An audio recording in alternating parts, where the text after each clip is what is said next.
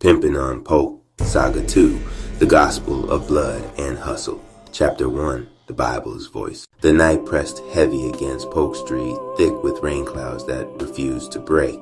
The block was never silent, even at 3 a.m. Engines grumbled somewhere down the avenue, bass thumped in a passing car, and dogs barked at shadows too stubborn to fade. But inside Jeffrey Jerome Price's room, silence sat like a judge, daring him to close his eyes. He lay on his mattress fully clothed, sneakers still on, staring at the cracked ceiling. Sleep had abandoned him since the funeral. His grandmother's voice used to be the lullaby that cut through Polk's chaos. Now that she was gone, the nights stretched longer, emptier, meaner. Every creak of the building felt like grief scratching at the walls. On the nightstand sat her Bible. Its cover was worn, soft, corners bent, pages thin, from decades of fingers flipping, pausing, praying.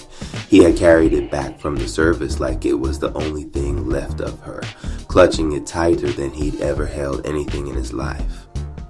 Tonight, it seemed to glow faintly under the lamp's weak light, as if daring him to open it. Jeffrey sat up, rubbing his face. His body felt heavy, but his spirit was restless. He reached for the Bible and laid it across his lap. He hadn't opened it since the funeral, too afraid that the words inside might remind him she was gone for good. But the silence mocked him, and Polk's noises outside mocked him louder. He flipped a page. The paper crackled like it remembered her touch more than his. His eyes blurred over the letters, but then it came, soft, steady, cracked with age, but strong enough to split his chest wide open.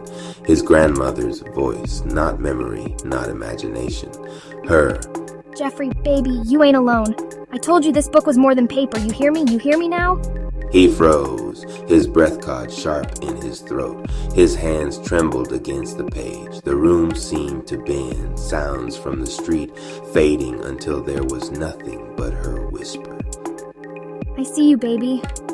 You carrying my prayers now. You walking with my words. Polk gon' test you like it tested me, like it tested your mama. But don't you drop this book. Don't you trade it for silver chains or dirty dollars. This here is your sword and your shield. Jeffrey squeezed the Bible tighter, his chest burning. He wanted to answer, to say he wasn't ready, to say he was too broken to carry her legacy. But his throat locked. All he could do was bow his head. Outside, a car backfired, a sharp crack that sounded too much like a gunshot. Jeffrey flinched, then looked down at the page. One line stood out, underlined in her neat hand. No weapon formed against you shall prosper. The words burned in his eyes, clearer than anything he had read in years.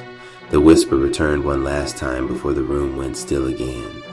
You my 8-ball eyes, but you gonna be more than Polk's nickname. You gonna be my testimony walking.